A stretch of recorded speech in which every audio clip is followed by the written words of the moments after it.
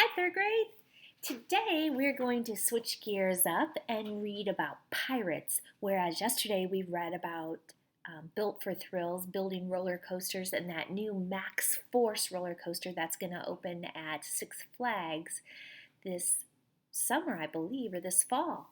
So today's article is nonfiction also, and it's called The Search for Pirate Gold. And I don't know about you, but I always love a good treasure hunt, and that's exactly what pirates were looking for. So, let's get started. In April 717, a vicious storm off Cape Cod sank the famed pirate ship Whydah. Along with its dazzling cargo of stolen treasure, more than 250 years later, one man set off on a determined quest to find the long lost riches. The year 717 began very well for a pirate named Sam Bellamy. He and his men had been prowling the waters of the Caribbean Sea and the Atlantic Ocean. Their prey was ships traveling between the Caribbean islands and England, ships laden with gold and silver and silk and spices.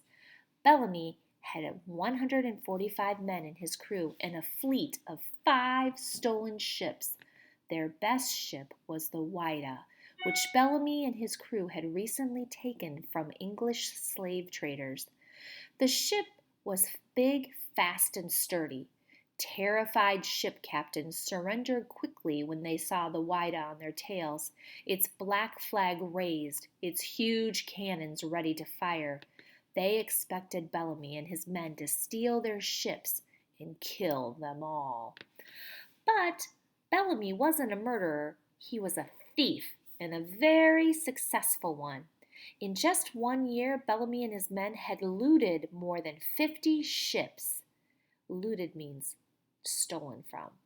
By April of 717, the Whydah was filled with plundered treasures, including 100 bags of gold and silver coins. It was time to head to their hideaway, an island off the coast of Maine. There they would divide up their booty and head their separate ways. As the fleet sailed north, Bellamy ordered the Whydah to make a stop on the shores of Cape Cod. He had a girlfriend there, a farmer's daughter named Maria Hallett.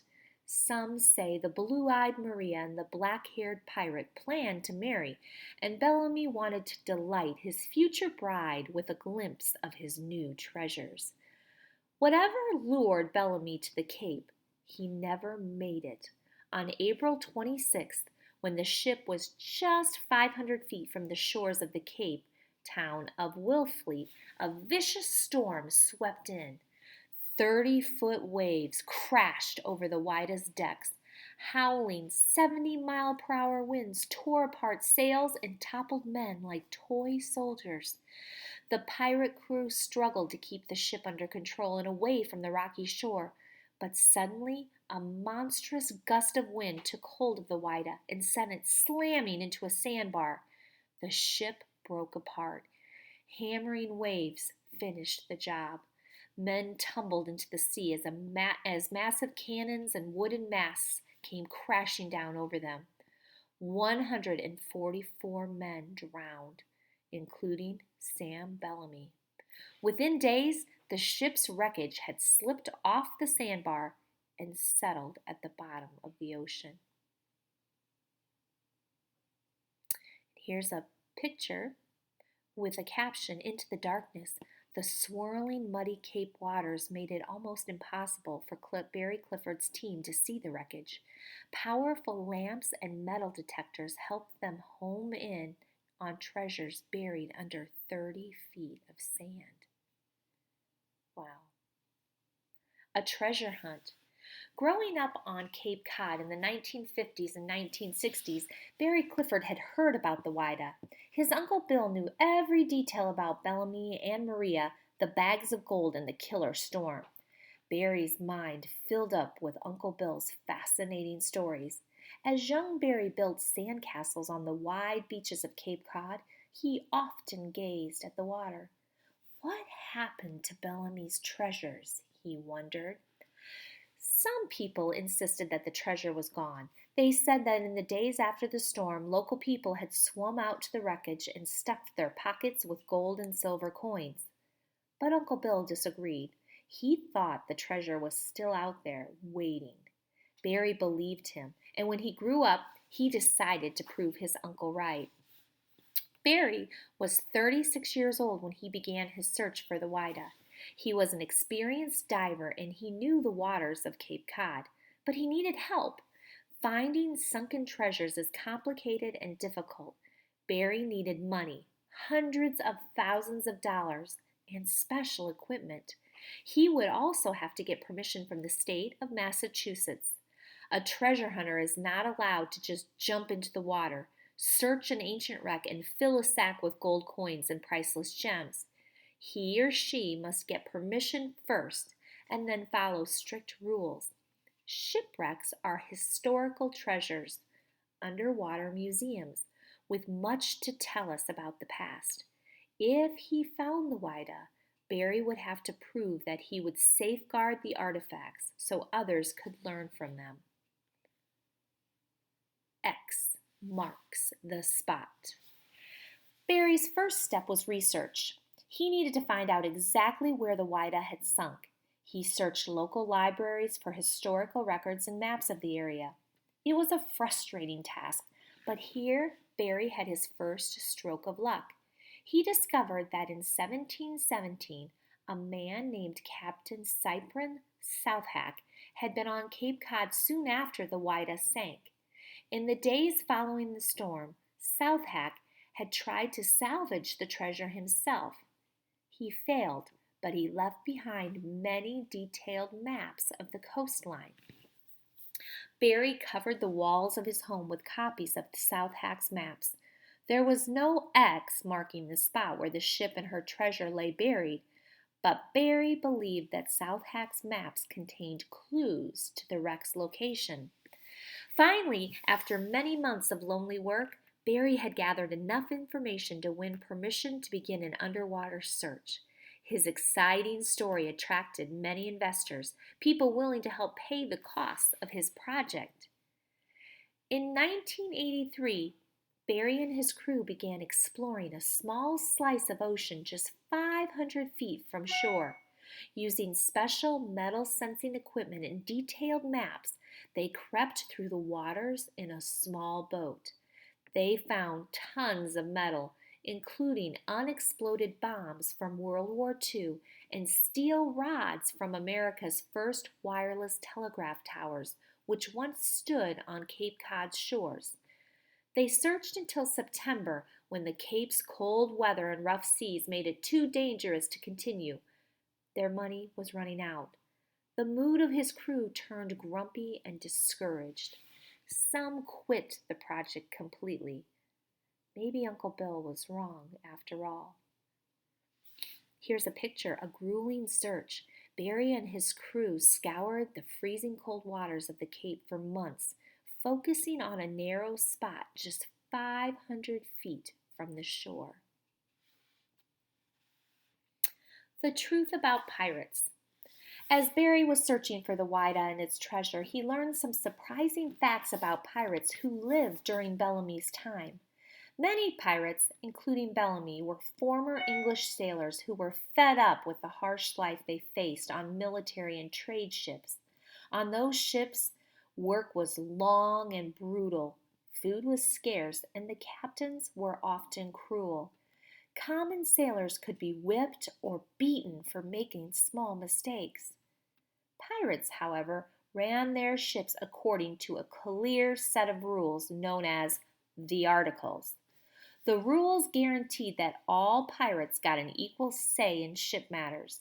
Treasure was split equally among the men. A pirate captain like Bellamy was elected by the crew. If he treated his men badly, he could be fired. There were certainly some cruel and ruthless pirates, but many were decent men, including many Africans freed from slave ships, seeking an independent life at sea. Pirate ships offered that, and of course, unlike regular sailors, pirates had the chance to become mighty rich. a surprising discovery. Barry and his crew took up their salvage work again in May of 1984. Day after day, they combed the ocean. Divers searched the freezing waters. All they found was junk. By the middle of July, spirits were low. Barry had only enough money to continue the search for another week. On July 20th, a TV reporter and camera crew had come along for the ride. The tired crew was in no mood to get into the water that chilly day, but the reporter insisted. Reluctantly, Barry sent one of his men down for a dive just for the cameras. Nobody expected to find anything, but no sooner had the diver gone down than he resurfaced with a strange look in his eyes. He ripped off his mouthpiece and yelled, "Hey, you guys! There's 3 cannons down there!" Barry felt his heart racing. So many times over the past year there had been moments of excitement followed by terrible disappointment. Was it possible the divers' cannons were just more sea junk? Within the hour, the crew had brought up a piece of wreckage. It looked like a large piece of rock covered with hardened sea minerals. Gently, Barry tapped the rock to chip away at the hardened growth. A piece broke off. Inside, like a glistening shell, was a silver coin. Barry immediately recognized the markings. It was a Spanish coin called a piece of 8 from 1688. Barry looked up and smiled, wishing his Uncle Bill were there with him. "I think we've found a pirate ship," he said. Let's look at this caption, 3rd grade. It says, "A priceless treasure. The gold and silver coins recovered from the Whydah are worth millions of dollars." But Barry Clifford is more interested in their value as pieces of history. "The last human being to touch these was a pirate," he says. Wow. A dream come true. Since then, Barry's crew has salvaged more than 200,000 artifacts from the Whydah. They brought up thousands of gold and silver coins, beautiful African jewelry, gold bars, pistols, plates, and pewter dishes, as well as shoes and stockings worn by the pirates. They even found the bronze bell with the ship's name on it. In 1998, they discovered the ship's wooden hull. Barry believes thousands of gold coins and other treasures are still waiting to be discovered. The Supreme Court of Massachusetts awarded Barry and his company complete control of the Whydah and its artifacts. This means Barry legally owns all the treasure, which could be worth as much as $400 million. If he chose to, he could sell the treasure and become a very rich man. But Barry has kept the collection together so people can understand the Whydah's history. Many of the artifacts are displayed at the Whydah Pirate Museum on Cape Cod. Besides, Barry says, finding the Whydah was never about money. It was about realizing a childhood dream and proving his Uncle Bill right. Sometimes, when the ocean is calm and the sun is warm, Barry says he can feel in his heart that the pirate, Sam Bellamy, would approve of his decision. Now, before we look at the loot, I want to go back up here to the top, 3rd grade, because right here it talks about persistence. Persistence means not giving up even if you face setbacks. In this story, could you see how Barry Clifford showed persistence? There were days where they found nothing. There were months where they found nothing. But did he give up?